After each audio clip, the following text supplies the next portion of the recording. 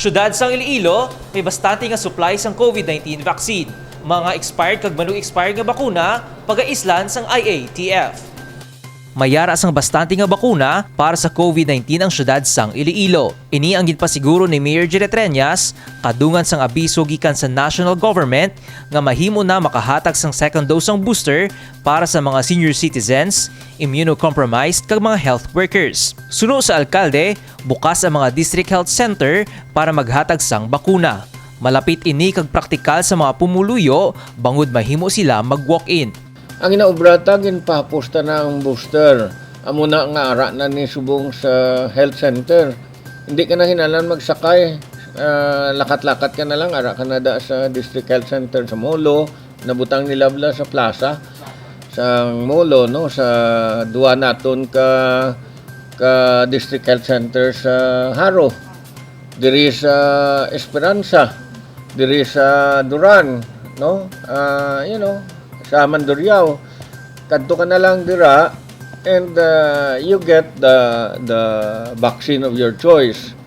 Tigaling, this is not happening only here. This is a universal thing, no? Even in the United States and the other developed countries, ang booster hindi na.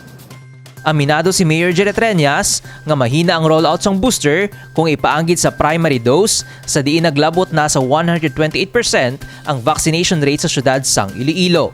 Sa pihak sini, ginpasiguro sang Iloilo City Health Office nga mayara sang bastante nga supply sang bakuna ang syudad. Ini bangod na solusyonan na ang problema sa mga expired nga bakuna, lakip na ang manug expired. May ara na gali nga arrangement sa IATF nga ang mga vaccines ta nga nag-expire kay may mga Moderna kita kag Pfizer nga mga vaccines nga manog-expire isla nila para nga sige-sige di aton nga bakuna, no. Ako nagpa second booster na ko gani isang Thursday kay manog-expire ng aton nga mga vaccines. Kay open na ni para sa mga senior citizens, ang mga immunocompromised kag sa mga healthcare workers. Nagalaom ang alkalde kung tani magkooperar ang mga pumuluyo para magkuha sang second dose ng COVID-19 vaccine para sa dugang nga proteksyon sa mga residente sa ila pagtrabaho, lakip na sang komunidad. Michael Angelo Sarate para sa Level Up Patrol. Mga request ng mga bulutuan para sa face-to-face classes ginaprubahan sang lokal nga panguluhan. Sabtang pagpatikayan sang vaccination sa mga bulutuan ginatun-an.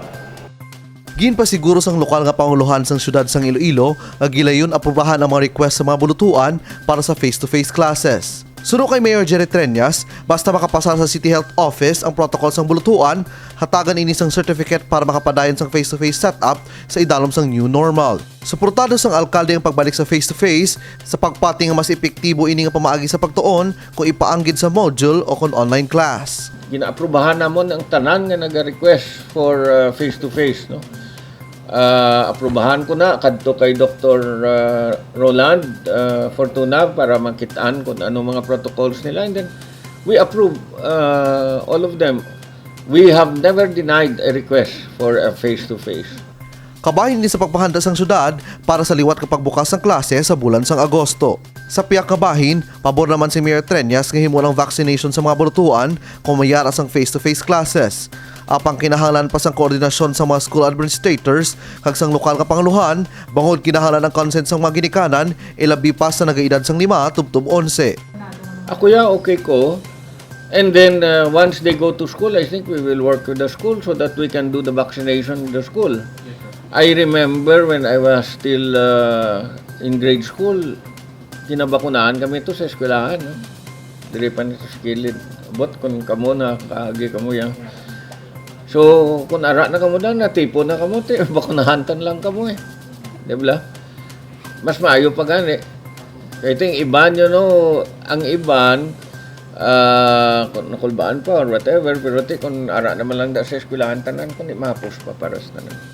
Sa karon, wala pa sang booster para sa mga kabataan, bangod ginuna ang mga senior citizens, immunocompromised kag mga health workers. Magahulat man ang lokal nga panguluhan sang implementing rules gikan sa IATF pananglit mayara sang booster sa mga pamatanon. Kevin Patrick Casipe para sa Level Up Patrol.